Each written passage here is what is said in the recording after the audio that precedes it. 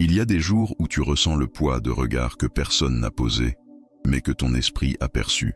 Des silences trop chargés, des mots dits à moitié, mais entendus jusqu'au bout. Tu vis comme dans un théâtre invisible, où chaque geste est évalué, chaque mot interprété. Et même lorsque tu ne fais rien, on te juge quand même. Parfois, tu es trop calme. Parfois, tu parles trop. Parfois, tu existes trop, ou pas assez. Et dans ce brouillard de projection, une fatigue insidieuse s'installe. Pas une fatigue physique, non. Une fatigue morale. Une usure intérieure qui te fait douter de ta légitimité d'être simplement toi. Tu n'as pas crié, tu n'as pas explosé, mais tu ressens cette colère froide, cachée sous ta peau. Cette sensation de devoir toujours te justifier, te défendre, t'expliquer. Comme si ton existence nécessitait une autorisation. Comme si ton silence même devenait suspect. Et pourtant, tu sais que ce n'est pas toi le problème. Tu le sais, mais tu continues de te plier, de lisser tes mots, d'arrondir les angles. Par peur de déranger, par peur de décevoir, par besoin de paix. Mais à force de chercher la paix autour de toi, tu t'es oublié, tu t'es perdu dans les attentes. Tu as confondu être respecté et être accepté. Tu as troqué ton axe contre l'approbation des autres. Tu n'as pas été faible, tu as été humain. Et maintenant, tu choisis. Sénèque disait « Ce n'est pas parce qu'ils te critiquent que tu es ce qu'ils disent. » Et dans cette phrase, il y a une lumière, une sortie, une voie. Non pas pour devenir insensible, mais pour redevenir entier. Car il ne s'agit pas ici de devenir de pierre. Il ne s'agit pas de construire un mur, mais de retrouver ton centre. Il ne s'agit pas de mépriser ceux qui te jugent, mais de cesser de te définir à travers eux. Tu crois peut-être que tu veux l'indifférence, que tu veux ne plus rien ressentir. Mais ce n'est pas vrai. Ce que tu veux, c'est la lucidité. Ce que tu veux, c'est pouvoir rester toi, même quand les autres déforment ton image. Ce que tu veux, c'est une paix qui ne dépend pas du silence des autres, mais de ton propre enracinement. Épictète le disait autrement, ce qui trouble les hommes, ce ne sont pas les choses, mais le jugement qu'ils portent sur ces choses. Ce n'est pas ce qu'ils disent, c'est ce que tu en fais. Ce n'est pas leur regard, c'est l'importance que tu lui donnes. Ce n'est pas la critique, c'est la fissure intérieure qui la laisse entrer. Alors aujourd'hui, ce voyage commence. Pas pour fuir la douleur, mais pour apprendre à la traverser autrement. Pas pour te blinder, mais pour cesser de t'effondrer à chaque bourrasque. Parce que tu peux devenir inébranlable. Pas en fermant ton cœur, mais en revenant à lui. Cette vidéo n'est pas un simple conseil. Ce n'est pas une solution miracle. C'est un chemin, un compagnonnage, un appel à revenir à toi quand le monde veut te disperser. Un rappel que la solidité n'est pas un masque. C'est une posture intérieure, silencieuse, présente, incassable. Tu n'as pas besoin de crier. Tu n'as jamais eu besoin de crier. Ce que tu cherches ne se trouve pas dans leur validation. Ce que tu cherches, c'est de pouvoir exister sans t'excuser, de pouvoir parler sans te justifier, de pouvoir te taire sans culpabiliser. Tu crois que tu dois être aimé pour avoir de la valeur, mais ta valeur ne dépend pas de leur regard. Ta valeur existe, même dans l'incompréhension, même dans le rejet, même dans le doute. Tu n'es pas ici pour plaire, tu es ici pour être. Et ce que tu es, profondément, mérite de ne plus se plier à ce qui le blesse. Alors, si tu es prêt, on va avancer, ensemble, doucement, lucidement, non pas pour changer les autres, mais pour cesser de leur donner le pouvoir de définir qui tu es. Parce qu'au fond, tu ne veux pas fuir le monde. Tu veux juste retrouver un ancrage assez solide, pour rester debout, même quand tout autour s'effondre. Il y a des blessures que personne ne voit, mais que tu ressens chaque fois qu'on parle de toi sans te connaître. Chaque fois que tu entends ton nom dans une phrase pleine de sous-entendus. Chaque fois qu'un regard s'attarde un peu trop, sans tendresse, sans douceur, mais avec jugement. Tu fais semblant que ça ne te touche pas. Tu souris, tu passes à autre chose. Et pourtant, à l'intérieur, quelque chose se crispe, quelque chose vacille. Ce n'est pas la critique en elle-même qui fait si mal, c'est ce qu'elle vient réveiller, cette vieille attente, plantée en toi depuis longtemps. Le besoin inconscient d'être reconnu, validé, aimé, pas pour ce que tu montres, mais pour ce que tu es, même dans tes fragilités. Ce besoin d'être vu sans avoir à te justifier. Ce désir que quelqu'un, un jour, pose enfin les yeux sur toi, sans te réduire à tes erreurs, à tes silences, à tes hésitations. Mais souvent ce regard n'est jamais venu. Ou alors, il a été cassant, exigeant, conditionnel. Et tu as commencé à croire que ta valeur dépendait de ce que les autres disaient de toi, que tu devais faire plus, être plus, pour mériter un peu de paix. Alors, chaque critique devient une menace. Chaque mot tord ton estomac. Parce qu'au fond, tu ne sais plus si tu as le droit d'exister autrement que dans l'approbation. Tu es devenu dépendant et d'un miroir brisé. Tu as confié ton estime à des mains qui ne savent pas la tenir. Tu as laissé des voix extérieures décider de ton silence intérieur. Et maintenant, chaque remarque te coupe le souffle. Chaque jugement te pousse à te défendre, à t'expliquer, à prouver que tu n'es pas ce qu'on dit de toi.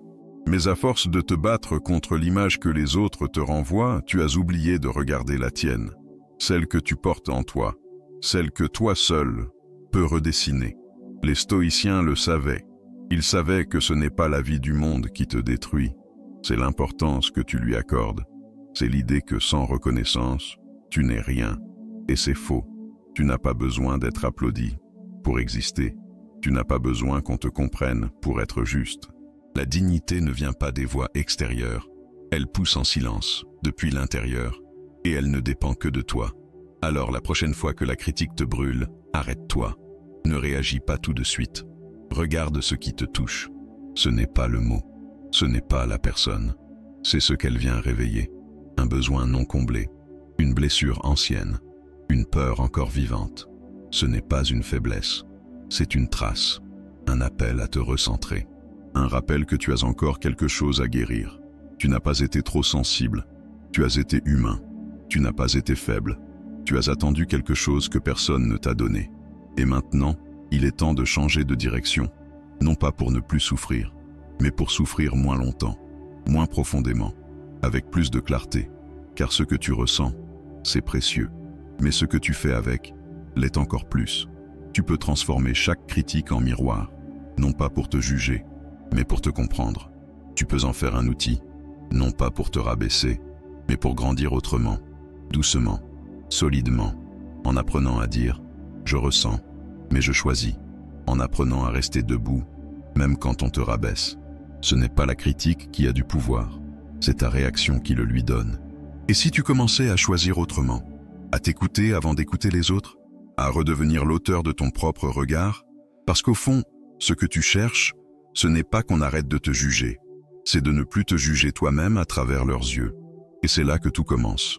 Il y a un moment où tu ne sais plus très bien pourquoi tu expliques encore. Pourquoi tu t'épuises à aligner des mots pour corriger une image faussée. Tu parles, tu précises, tu te défends. Comme si chaque mot pouvait réparer ce qu'on pense de toi.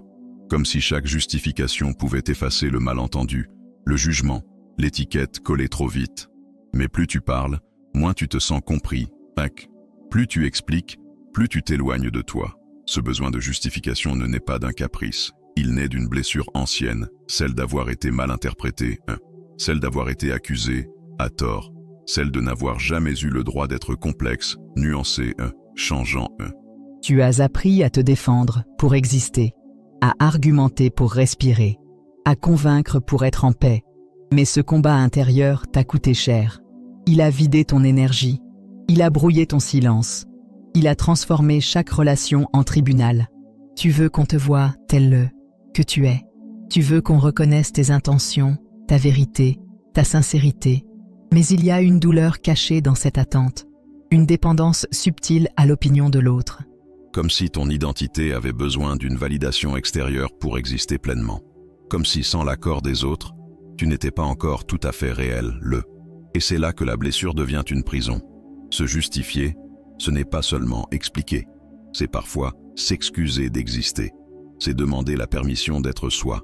C'est tendre à l'autre le pouvoir de décider si ce que tu ressens, penses ou vis est légitime. Mais aucun mot, aussi juste soit-il, ne pourra convaincre quelqu'un qui ne veut pas te comprendre. Et aucun silence, aussi paisible soit-il, ne sera respecté par quelqu'un qui ne respecte pas déjà ton existence. Les stoïciens l'avaient compris. Ils savaient que la paix n'est pas dans la bataille, mais dans la posture. Se justifier, c'est se mettre en position basse. C'est donner à l'autre le rôle de juge. C'est dire, sans le vouloir, ton regard est plus fort que mon vécu. Et ce n'est pas vrai. Ton vécu est ton ancrage. Il est ta source. Il est ce que personne ne pourra jamais t'enlever. Alors vient cette idée étrange, presque dérangeante. Et si tu ne répondais plus, pas par indifférence, pas par mépris, mais par respect de toi? Et si ton silence devenait ta déclaration la plus forte? Et si ne pas te justifier devenait le début d'un retour à toi? Il y a des phrases que tu n'as plus besoin de prononcer. Il y a des explications qui ne guérissent rien. Il y a des batailles que tu gagnes seulement en ne les livrant plus. Le silence choisi n'est pas un abandon, c'est une affirmation. Il dit « Je sais qui je suis. Je n'ai pas besoin que tu me croies pour l'être. » Il dit « Je ne suis pas ton idée de moi. Je suis ce que je vis quand tu ne regardes pas. » Il dit « Je ne suis pas ici pour gagner une discussion. Je suis ici pour me préserver. » Et peu à peu, ce silence devient solide. Il ne fuit pas. Il se tient droit. Il ne nie pas la douleur. Il l'accueille autrement. Il ne rejette pas l'autre. Il se recentre sur l'essentiel. Parce qu'à force de te justifier, tu t'es fragmenté. Et maintenant, tu recoues ton image intérieure. Tu recoues ton calme. Tu recoues ton espace. Et tu découvres que tu peux respirer sans te défendre. Que tu peux exister sans permission. Que tu peux être sans explication. Il n'y a rien à prouver. Il n'y a plus rien à corriger. Tu n'as pas été parfait. Et tu n'as pas toujours su. Mais tu as toujours essayé. Et ça, c'est déjà un ancrage. Tu n'as pas besoin d'être justifié pour être digne. Tu es digne. Même dans tes silences. Même dans tes zones floues. Même dans ton imperfection humaine. Tu es digne. Et c'est là que commence le respect véritable. Il y a des silences qui pèsent plus lourd que des cris. Des silences qui disent « Je ne veux pas de conflit », mais aussi « Je ne sais plus comment me faire respecter sans me fâcher ». Tu restes calme, tu fais un pas en arrière, tu choisis l'apaisement. Et au début, tu crois que c'est de la sagesse. Tu crois que c'est la bonne manière de garder la paix autour de toi. Mais à force, tu remarques autre chose. Tu remarques que ce calme te coûte, qu'il ne guérit rien, qu'il t'abîme doucement, parce qu'il est confondu avec la soumission. On te parle mal. Tu ne dis rien, on te dévalorise, tu souris encore, on prend des décisions à ta place, tu laisses faire, parce que tu veux éviter le conflit, parce que tu espères qu'en étant doux, les autres le seront aussi, parce que tu penses qu'un mot de trop pourrait tout détruire. Alors tu retiens tout, les émotions, les objections, les frontières, et tu t'éteins un peu plus à chaque fois. Ce que tu appelles paix est peut-être une peur maquillée, la peur d'être rejeté, la peur de blesser, la peur d'exister pleinement. Parce qu'on t'a peut-être appris que le calme était le seul chemin pour être aimé, que la colère était une faute, que poser des limites faisait de toi quelqu'un de dur. Alors tu préfères tout accepter, plutôt que de risquer d'être vu comme difficile. Mais à trop vouloir la paix autour de toi, tu as déclaré la guerre à ton propre respect. La vraie paix, celle dont parlent les stoïciens, ne vient pas d'un renoncement à soi. Elle ne vient pas du silence imposé, ni de l'effacement. Elle naît de la clarté. Elle naît de cette capacité à dire non sans hurler, à tenir ta place sans écraser, à rester calme, tout en étant ferme. Marc Aurèle ne parlait pas d'une paix docile.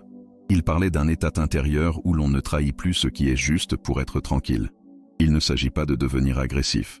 Il ne s'agit pas de répondre à tout. Il s'agit de retrouver ton axe, de comprendre que tu peux dire « Je comprends ton point de vue, mais je ne le partage pas ». Que tu peux affirmer « Je préfère qu'on me parle autrement ».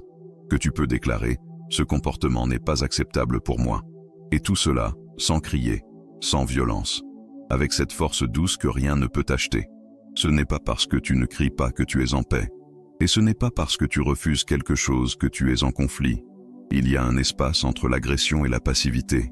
Un espace sacré, celui de la fermeté tranquille. C'est là que tu retrouves ton équilibre. C'est là que tu sors du rôle de victime. C'est là que tu redeviens l'auteur de ta propre sécurité intérieure. Il faut du courage pour ne pas fuir le malaise.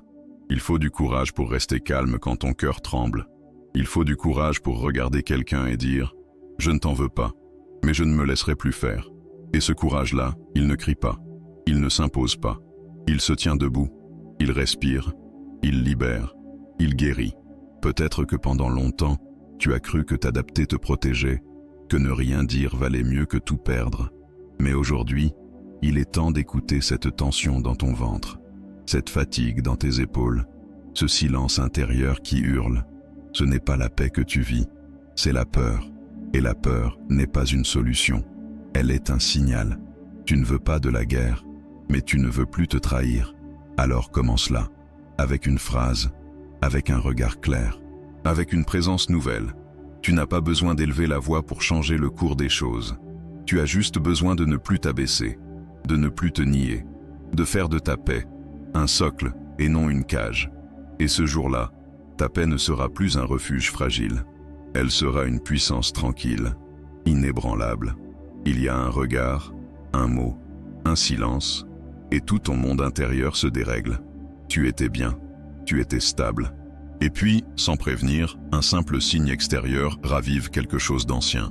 Une insécurité, une sensation d'infériorité, un doute sur ta légitimité d'être là, d'agir, de parler. Tout bascule, comme si ton existence dépendait de la façon dont on te regarde. Comme si, à travers les yeux de l'autre, tu devais redécouvrir chaque jour ta propre valeur. Depuis longtemps, on t'a appris à chercher les signes d'approbation. Un compliment, un geste d'acceptation, une validation extérieure. Et sans t'en rendre compte, tu es devenu expert en anticipation. Tu lis les visages, tu décodes les mots, tu t'adaptes avant même que le monde ne t'ait demandé quoi que ce soit. Tu changes de ton, tu ajustes tes opinions, tu effaces tes émotions. Pour rester aimé, pour rester toléré, pour ne pas être seul, mais ce besoin d'approbation est une cage invisible. Tu n'es pas libre quand tu dépends de l'écho des autres pour exister. Tu n'es pas libre quand chaque silence devient une menace, quand chaque absence de retour est interprétée comme une faute de ta part. Tu n'es pas libre quand tu modifies qui tu es pour convenir à ce qu'ils attendent. Et cette dépendance, aussi silencieuse soit-elle, t'épuise. Le stoïcisme ne t'invite pas à devenir froid ou détaché. Il t'invite à revenir au centre, à retrouver la source de ta valeur en toi et non dans les reflets déformés du monde. Marc Aurèle disait que tout ce qui est bon vient de l'intérieur. Et ta dignité, elle commence là. Non dans le nombre de j'aime, non dans les retours que tu obtiens, mais dans ta capacité à être aligné et avec ce que tu sais être juste. L'amour ne se mérite pas, le respect non plus. Ils ne sont pas des récompenses que tu dois aller chercher. Ils sont des reflets de ce que tu offres à toi-même. Si tu te traites comme un être secondaire, le monde te regardera comme tel. Si tu te redresses intérieurement, même dans le silence, même dans l'ombre, quelque chose changera. Pas toujours autour, mais toujours en toi. Commence par ne plus attendre, ne plus mendier, ne plus adapter chaque geste pour être accepté. Puis, commence par te rappeler que ta valeur ne monte pas quand on t'aime plus, et ne baisse pas quand on t'ignore. Elle est stable, constante, inaltérable, parce qu'elle ne dépend pas du dehors. Elle est le feu intérieur que personne ne peut souffler, sauf toi. Il y a une pratique simple mais profonde. Chaque soir, écris ce que tu as fait de juste, pas ce qui a été bien vu, pas ce qui a été applaudi, juste ce qui était aligné avec tes principes. Un mot doux que tu as offert, une limite que tu as posée, une vérité que tu as respectée. C'est là que se construit la vraie estime, celle qui ne tremble plus, celle qui ne vacille pas au premier doute. Il est temps d'arrêter de te regarder à travers leurs yeux. Le regard des autres est instable, changeant, parfois injuste, mais le tien peut devenir clair, profond, lucide, bienveillant. Et ce regard-là, c'est le seul qui ne te trahira jamais. Tu es peut-être fatigué de toujours t'adapter. Tu es peut-être blessé de ne pas être reconnu à ta juste valeur. Mais peut-être que la reconnaissance que tu cherches ne viendra pas de l'extérieur. Peut-être qu'elle naîtra le jour où tu décideras enfin de te croire digne, même quand on ne te le dit pas, de te croire solide, même quand on te critique, de te croire assez, même quand on te fait douter. Ce n'est pas le monde que tu dois convaincre, c'est ton propre cœur que tu dois réapprendre à écouter. Et dans ce cœur, il y a une voix que tu as peut-être oubliée, une voix qui dit « Tu n'es pas ce que les autres pensent de toi, tu es ce que tu fais en silence quand personne ne regarde. » Et cela suffit. Il y a des moments où tu voudrais que rien ne te touche, où tu rêves d'une armure invisible, capable de faire glisser les remarques, les jugements, les insinuations. Tu voudrais être imperméable, insensible, invulnérable. Tu voudrais que les mots blessants ne fassent que passer, que les critiques ne résonnent pas. que les regards ne transpercent plus. Mais à l'intérieur, tout se tord encore. Tout te secoue, malgré ton calme extérieur. Tu n'as pas choisi d'être affecté. C'est ton cœur qui réagit, ton histoire, ton besoin d'être respecté et ton désir d'être vu autrement. Et ce n'est pas une faute, ce n'est pas une faiblesse. C'est une preuve que tu es vivant et que tu ressens, que tu existes. Mais ressentir ne veut pas dire obéir. Être touché ne signifie pas répondre. Et c'est là que commence l'indifférence active. Cette forme d'indifférence n'est pas une fuite. Ce n'est pas un détachement froid, ni une forme de mépris. C'est un tri intérieur, une sélection lucide, une manière consciente de choisir ce qui mérite ou non ton énergie. Parce que chaque réaction coûte quelque chose. Chaque émotion dépensée, chaque mot lancé, chaque défense activée, te retire un peu de ton calme. Et parfois, ce que tu protèges vaut moins que ce que tu perds.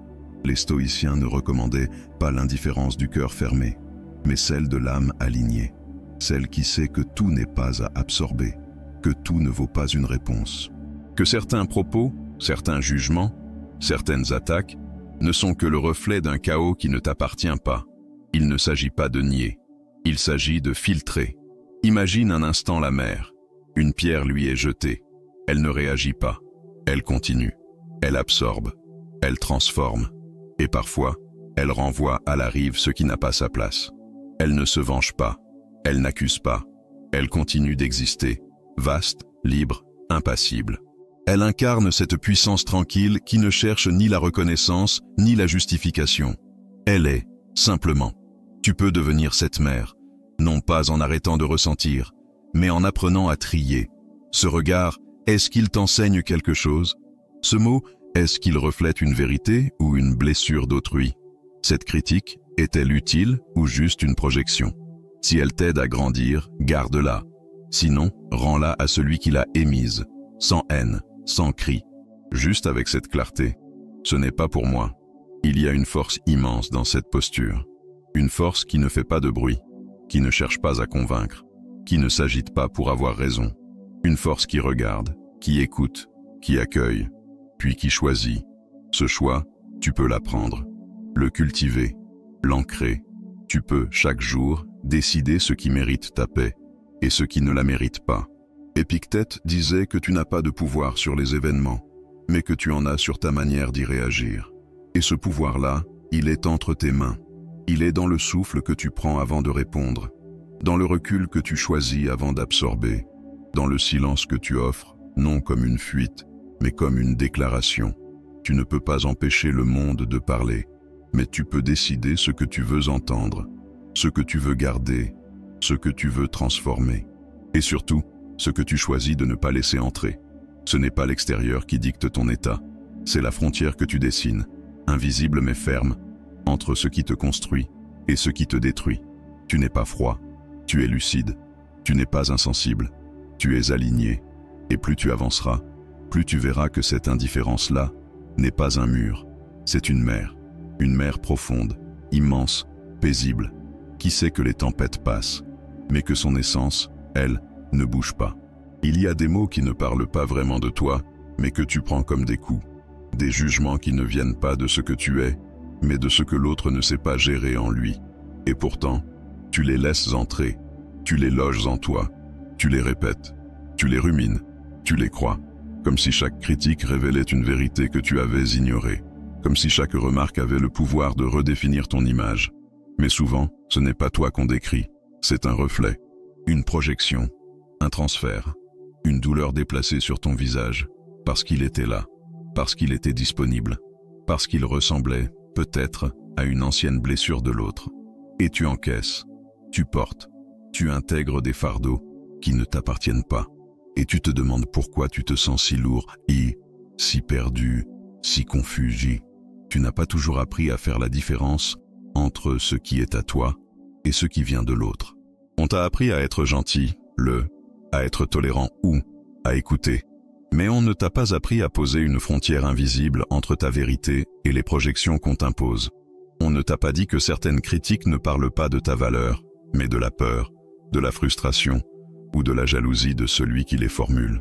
Il y a des blessures qu'on habille en reproches, des peurs qu'on transforme en accusations, des douleurs non digérées qui deviennent des critiques acérées. Et toi, tu les prends, tu les transformes en doutes, tu les ajoutes à ton fardeau, parce que tu n'as jamais appris à dire intérieurement « ce n'est pas à moi ». Épictète disait que nous ne sommes pas troublés par les choses, mais par les jugements que nous portons sur elles. Et ce jugement, tu peux le transformer.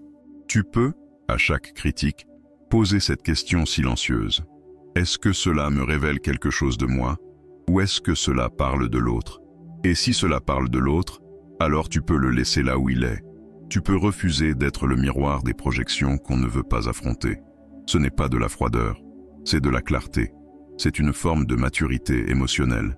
C'est reconnaître que chacun vient avec son histoire, ses douleurs, ses filtres, et que parfois, ce qu'on voit en toi n'est qu'un écho de ce qu'on fuit en soi. Tu n'as pas à devenir ce que l'autre projette. Tu n'as pas à te plier pour correspondre à son mal-être. Tu peux rester entier, même face à l'injustice, même face au mépris, même face à la confusion. Et cette lucidité, tu peux la cultiver, tu peux l'ancrer. Chaque fois que tu entends une critique, avant de réagir, tu respires, tu accueilles, tu examines, tu discernes. Ce n'est pas un réflexe, c'est une posture. C'est un choix de ne plus absorber sans trier, de ne plus te laisser envahir sans filtre. Tu es responsable de ton espace intérieur, et cet espace a besoin d'être protégé, pas par la fermeture, mais par la conscience. Tu peux rester ouvert, sans être vulnérable à tout. Tu peux écouter, sans être blessé, à chaque mot. Tu peux recevoir, sans tout garder. Il y a en toi une voix plus forte que les voix extérieures. Une voix qui sait. Une voix qui sent quand une critique est juste et quand elle est déplacée. Cette voix, c'est ta boussole. C'est ton axe. Et plus tu l'écoutes, plus tu distingues. Plus tu discernes, plus tu t'allèges. Parce que tu ne portes plus ce qui ne t'appartient pas. Tu rends, tu libères, tu te recentres. Ce n'est pas de l'égoïsme, c'est de la responsabilité. Celle de dire « je suis ici, je suis présent, mais je ne suis pas ton exutoire, je ne suis pas ton passé, je ne suis pas ton miroir ». Et dans cette affirmation douce, silencieuse, mais profonde, tu redeviens libre, libre d'être toi, sans porter ce que l'autre n'a jamais voulu soigner. Tu vis peut-être depuis longtemps dans la réaction.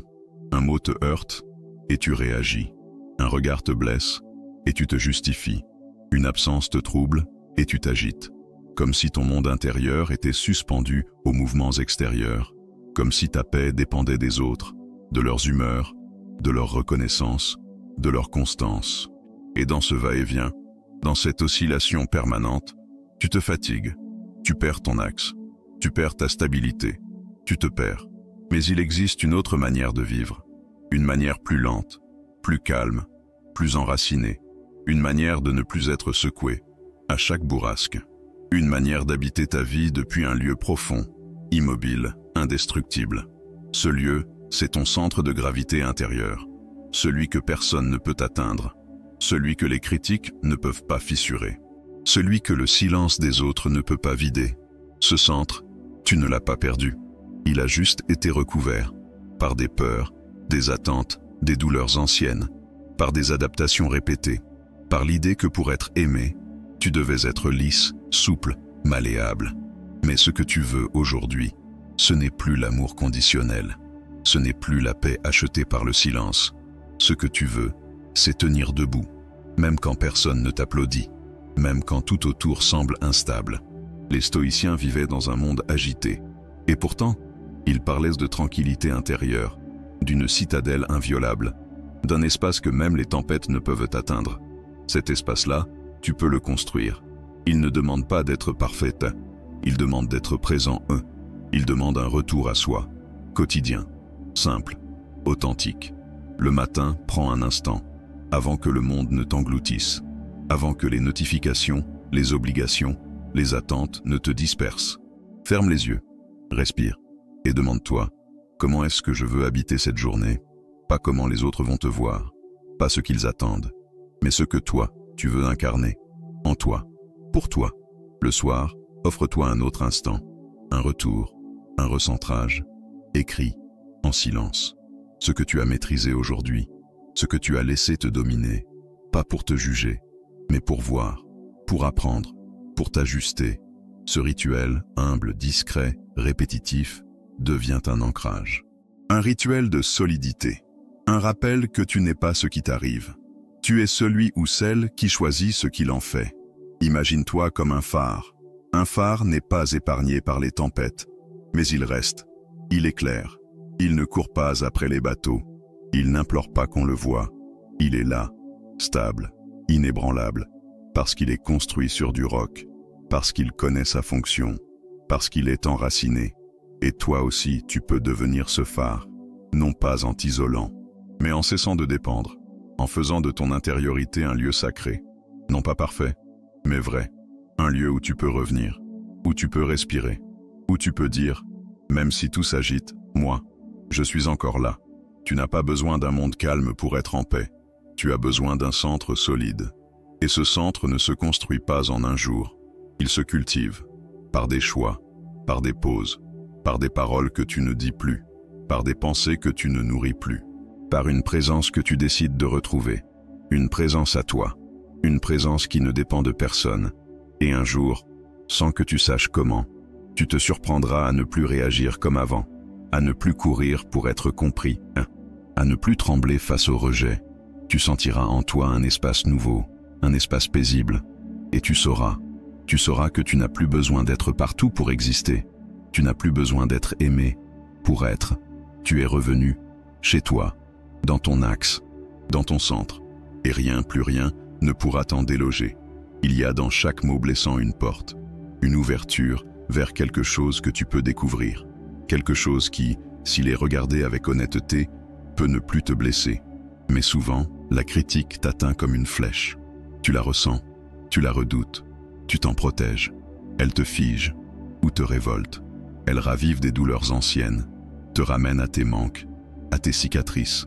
Alors tu fais tout pour l'éviter. Tu construis des murs, tu choisis le silence, tu changes de route, pour ne plus entendre, pour ne plus ressentir. Mais si tu t'arrêtais un instant, si tu regardais la critique non comme une attaque, mais comme un signal, non comme une condamnation, mais comme une matière brute, quelque chose d'encore informe, parfois maladroit, parfois violent, mais qui contient peut-être une vérité utile. Pas toute la vérité, juste une étincelle, une question, une tension, un inconfort qui peut t'apprendre. Le stoïcisme n'encourage pas la passivité. Il ne t'invite pas à accepter tout ce qui vient.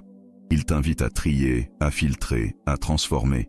Il t'invite à faire de ce qui te touche un levier, non pas pour te rabaisser, mais pour t'élever autrement.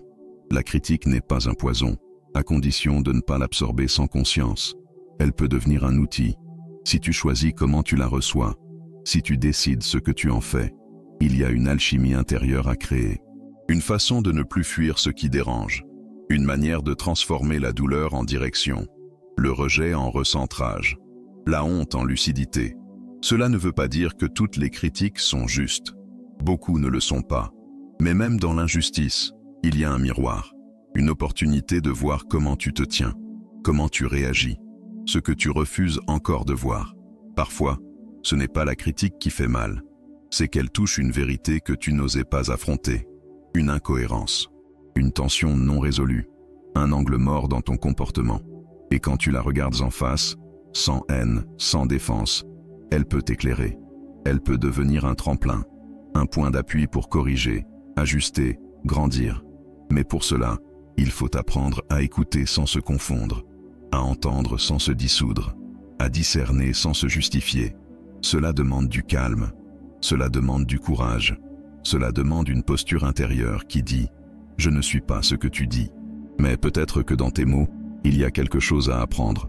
Et cette ouverture, si elle est bien dosée, devient une force. Tu n'as pas besoin d'être parfait pour être digne, mais tu peux toujours devenir plus aligné, plus vrai, plus lucide. Et chaque critique juste, même mal formulée, est une opportunité de le devenir. Chaque mot blessant peut devenir une matière de travail. Pas pour être conforme, pas pour plaire, mais pour mieux te connaître, pour mieux te respecter, pour mieux te transformer. C'est une posture puissante. C'est une souveraineté silencieuse. Celle de ne plus réagir à tout, mais de transformer ce que tu reçois, de choisir, de décider, d'utiliser.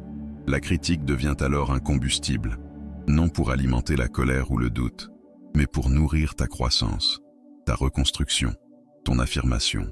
Et peu à peu, tu changes, non pas pour fuir la douleur, mais parce que tu as appris à l'écouter autrement, parce que tu n'as plus peur de ce qu'elle réveille, parce que tu sais que tu peux grandir à travers elle, non plus malgré elle.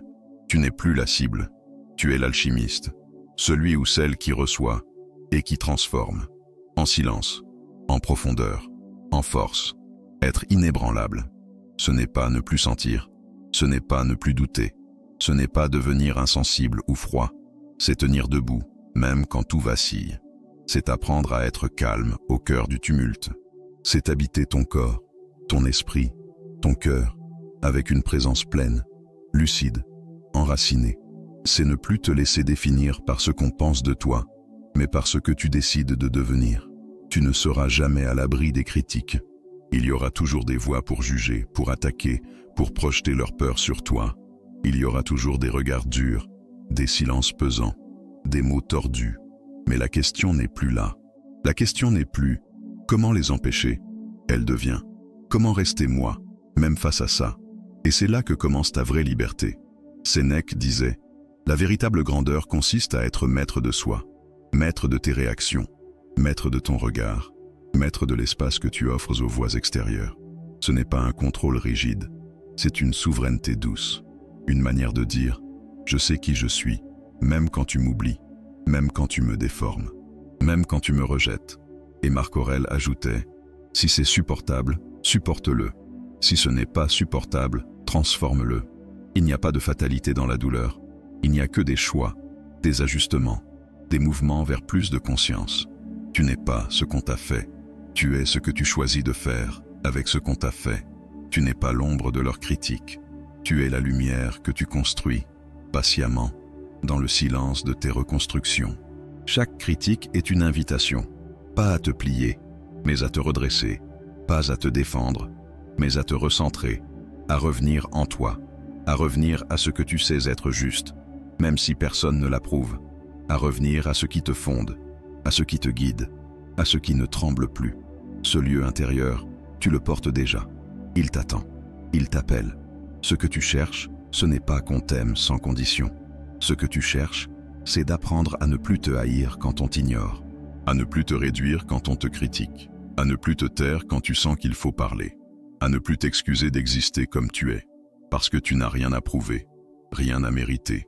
Tu es déjà assez, et tu peux devenir encore plus, sans te perdre dans leurs attentes.